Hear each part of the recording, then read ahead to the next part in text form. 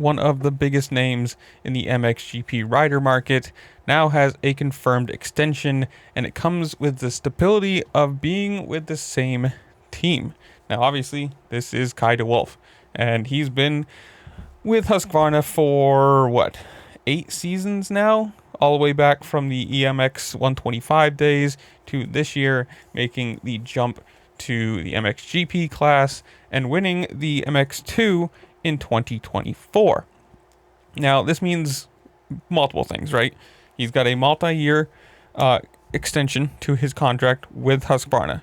It means he's also not coming over to the US and racing, which has been kind of rumored along with the Koonins and, the European wave we've had for the last 3-4 years now with Bial and Prado and Koonins possibly, and hopefully at some point that might still happen, but it means it's not going to happen for the next couple of years. And it also means that Husqvarna is remaining a factory team, or at least a factory level team in MXGP. Obviously, a couple months ago now, it was announced that Husqvarna is no longer going to be a factory squad over here in the AMA side of things. But apparently, if you want, you can rent or lease or however that works. Basically, they'd be a bike provider if some team wants to run their bikes. I'm assuming Club MX and Yamaha and, Quad Lock and Honda, I don't know how much they technically get from support or how much this would be if it's like a real factory team without the factory name. Who knows? But it does mean that at least for the next couple years, that Husqvarna is going to be still a place or a part in the MXGP paddock, and that comes with, the Nestaan squad or the team that they're running as of now. Now, sucks that we're losing it over here, right? That's a factory squad. There's a couple 3, 4, 5 rides, just never good when the team goes out. But it's good for MXGP, and it's good for the Wolf, who has the stability of staying with the team. He's already moved up this year, and let's say this year has not exactly been the easiest of years, with injuries to both of his thumbs and also an ankle, if I'm right on that one. He's not exactly had the easiest time.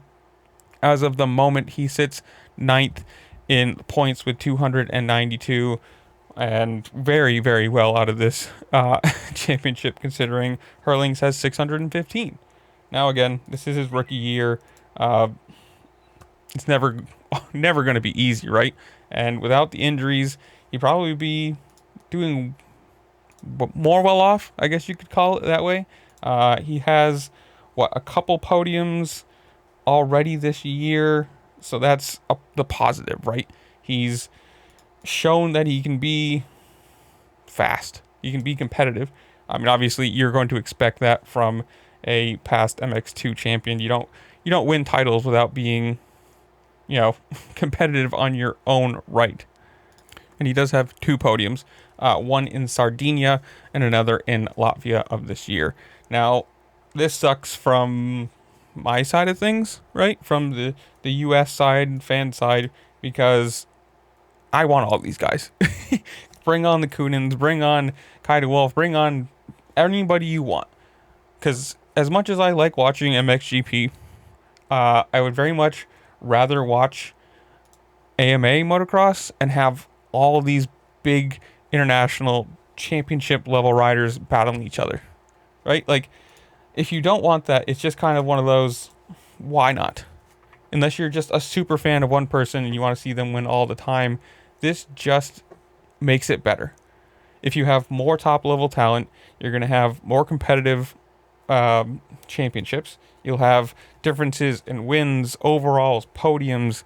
It's only good, at least from my side of things. Now, I understand there are people who don't want that. They want their favorite rider to win all the time, and if they don't, they're mad or whatever. But I would love to see Kai de Wolf come over here, race. Now, again, that's not a end-all, be-all, right?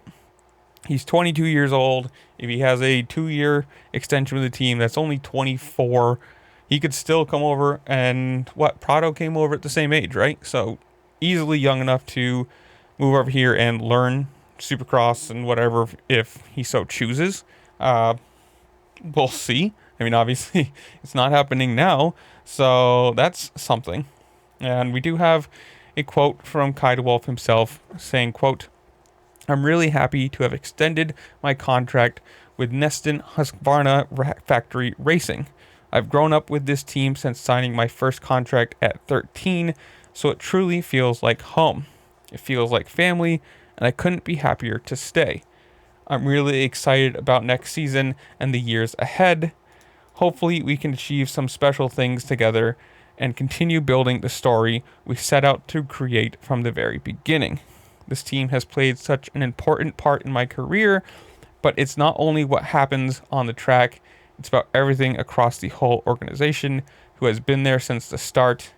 Being part of that is incredibly special." Now, obviously, we saw somebody leave their longtime team this year in Hurlings, move over to Honda after being with KTM for 15 years. Correct me if I'm wrong.